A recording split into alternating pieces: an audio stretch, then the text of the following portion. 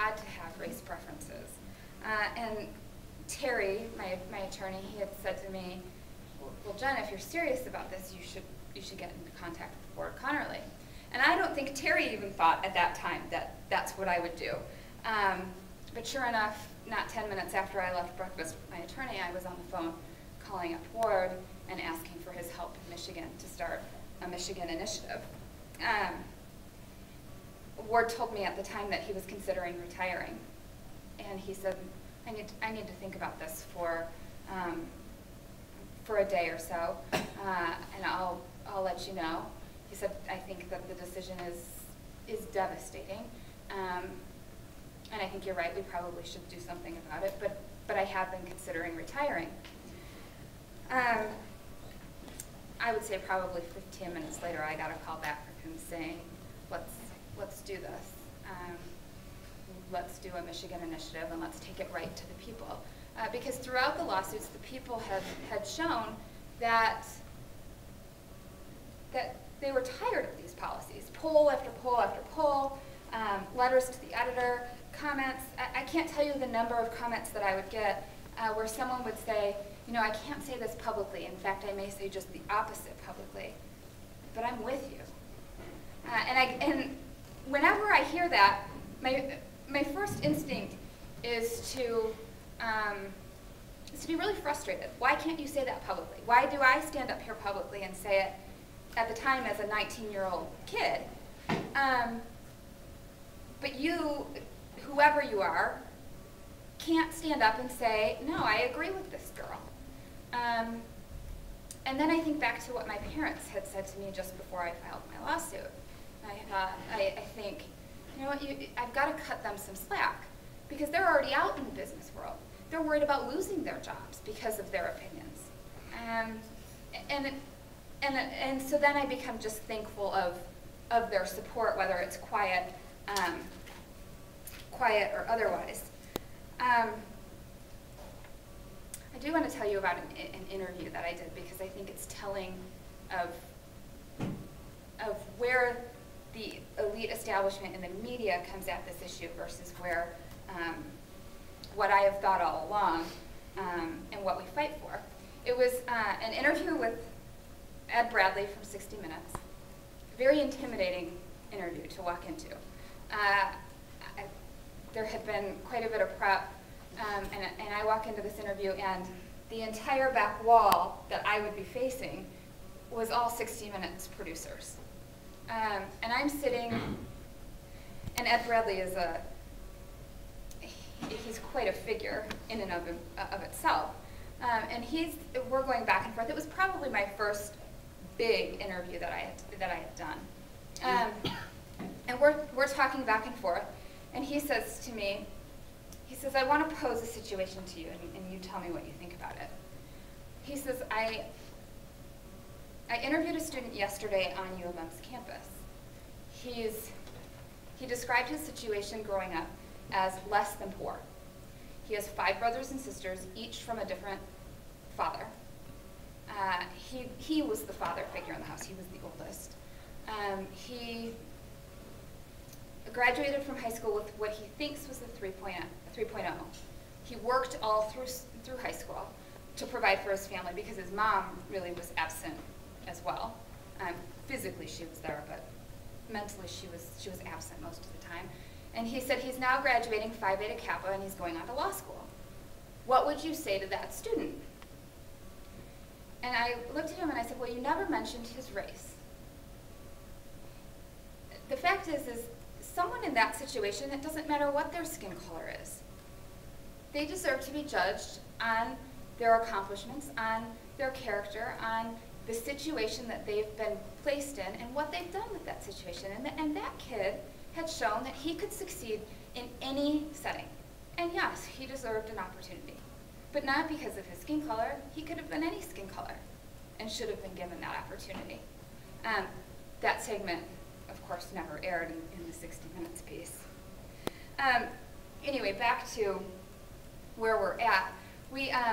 So I talked with Ward Connerly after the Supreme Court decision, and we decided to launch the Michigan Civil Rights Initiative. And Ward warned me. He said, Jen, He said, this is going to be brutal. So you are taking on the entire establishment. He said, you will have the likes of the NAACP and the ACLU and BAM and ACORN all working against you. And I said, okay, but we have the people with us. So as long as we can get the message to the people, this will pass. I never second guessed that. It was getting the message to the people that would be difficult. What we didn't expect was that our natural allies would also end up part of our opposition in Michigan.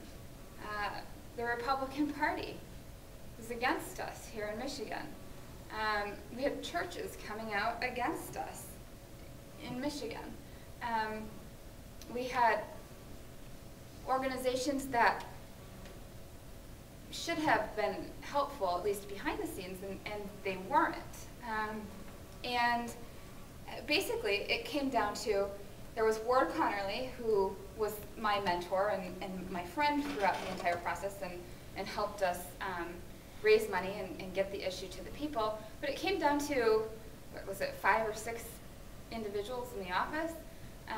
We had Leon, who had spearheaded this with me from the start, Leon Drolet, former representative, and then we had a bunch of people who were all under 30, and I think that that's something to be talked about. Doug Tietz, who was our campaign manager, we had Clark Rupert and John Cholsky and Max McPhail, who worked full-time in the office for next to nothing, slept under their desks, and made sure that we got the message to the people. It really was a David versus Goliath situation. We had, the media might as well have been our opposition here. And this is another one of those moments where I realized just how right that I am. The arguments on the other side are disingenuous at best. I go back to race as one of many factors. Well, not only did I hear that during the lawsuit when describing the grid system, race is one of many factors, but throughout the initiative, we heard that race was one of many factors and that race should be allowed to be one of many factors. And then in the very next breath, my opposition would say, oh, but if we eliminate race, there will be drastic and devastating effects. Well, it can't be both. It can't be this small factor that's one of many and also have drastic and devastating effects if it's eliminated. I mean, that's talking out of both sides of your mouth. The diversity argument is another interesting phenomenon that's become part of our everyday vocabulary now. The Supreme Court upheld that diversity was a compelling state interest, and in order to achieve diversity, race preferences could be used for about another 25 years.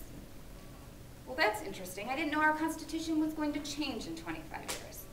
I thought that we already had something in place that said that everyone should be treated equally. Everyone should be guaranteed an equal opportunity.